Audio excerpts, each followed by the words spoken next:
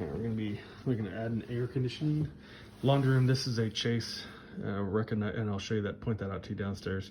There's a supply and return coming up through that. We do have one 16 by 16 return for downstairs. And then there's a 14 by 14 for upstairs. Down in the garage area,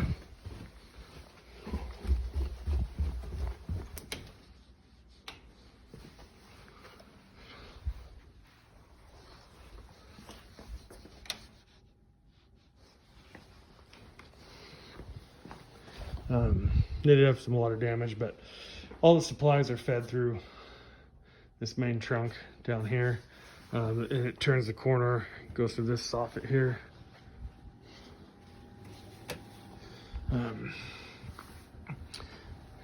They do have on demand for radiant floor heat currently. They aren't necessarily thinking about heat, they're thinking more air conditioning, but I'll have an option for an air handler with AC and then a gas furnace with AC. Location, this shelf will be gone. Back in here so you can see a little bit. That's a 12-inch that feeds everything downstairs through that soffit. And then my best guess, because I don't know, we might be able to confirm after we take those caps off, but that 10-inch will be a supply to the upstairs. And we have 5 supplies in the ceiling upstairs. That is the return that goes up. I don't remember if it was a 12 or 14. It is a 12. So it's a 12-inch duct that goes up and branches off. There's a 10-inch return on the top floor. This one down here, I imagine it's probably all hard pipe. It's probably going to be loud. We're going to definitely want to make sure we insulate the ductwork on this. Obviously we have to because it's in a garage, but so my plan is to have that furnace right here going upflow. We can either it's gonna be tight getting that 10 out. We can cut the pipe closer to the sheetrock and try to get a 90 going in there. We potentially might be able to spin that 90 for the 14 to bring it down more and have it come out. We might have to trim that sheetrock just to be able to get the 10.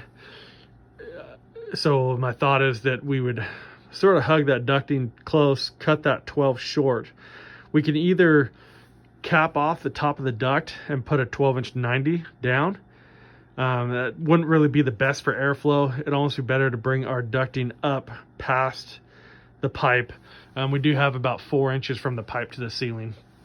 And then have that 12 coming out the side of that duct. And then out the other side, have it feed over to that 10.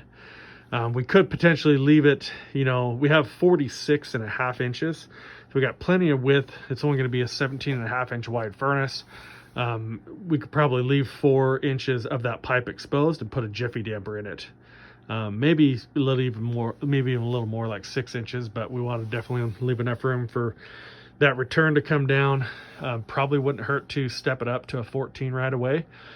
You can't really do much about the soffit ducting. It is what it is, but that might help us with the length and airflow and static pressures, all that good stuff. But return comes down and 90 can come in the side of the base. We'll have like a F100 filter cabinet, and then the base can, or the pipe can go right into the base, F100, and then the furnace goes up.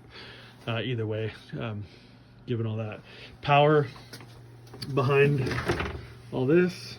Sorry, my video's getting long, but there's a J-box. Currently it's powered for, those are all water lines coming in and out there. Currently it's powered for 15 kW, 240 volt over here. So if we go air handler AC, we could put a strip heat kit in it just for backup heat for them. And then if it's gas furnace, we're just going to